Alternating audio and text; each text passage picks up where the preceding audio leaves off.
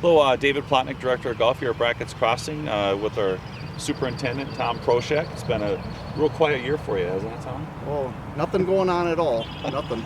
But some of the questions that we're getting right now in the golf shop is focused on greens. You know, what are we doing to get the greens to summer conditions, rolling smoothly from, I get questions on height of cut to top dressing to rolling, things like that to kind of help smooth on. So what are some things that you have going on right now? Well, obviously it started off as a challenge year, so we're in recovery mode and stuff like that. So to start off the year, we mow the greens at 0.14 a hole. And once we get into summer conditions and recovery, we'll be down to 0.12 hole in combination of mowing and rolling and stuff like that. So what we've been currently doing is until we get some recovery, we've been mowing as needed in and amongst all the rains and stuff like that, and then top dressing and stuff like that. Okay. So we're currently, I think you can maybe hear it in the background, we're also aerating the greens to kind of create some porosity in there to get looks and stuff like that. So. And how often would you say, or you have been mowing?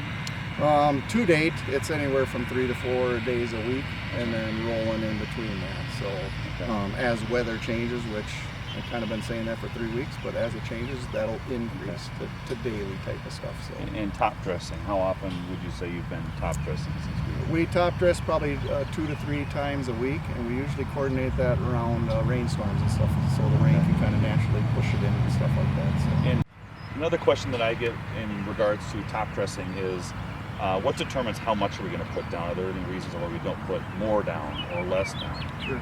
At certain times of the year, right after aeration is usually when we put a lot more down, because that needs to fill the holes and then smooth out the surface.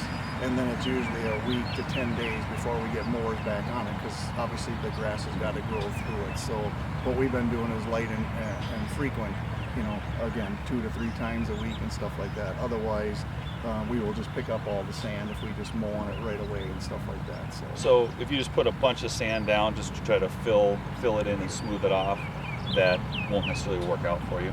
No, and the other challenge with that is sand is sharp and angular. So as you get that sand particles in between the grass blades and you mechanically start even walking on it or mowing on it, it can damage the side of the sandpaper. It's like sandpaper, okay. So it can damage the side of the leaf tissue, almost like on a human. If you poke the side of your arm, you start bleeding. It would be the very similar concept. So it's the last thing we want. We're trying to encourage it. Correct. We're trying to get that creeping bent grass to creep and stuff like that. And you had mentioned earlier that a reason why maybe you're not mowing during certain times is because of the top dressing and picking up sand.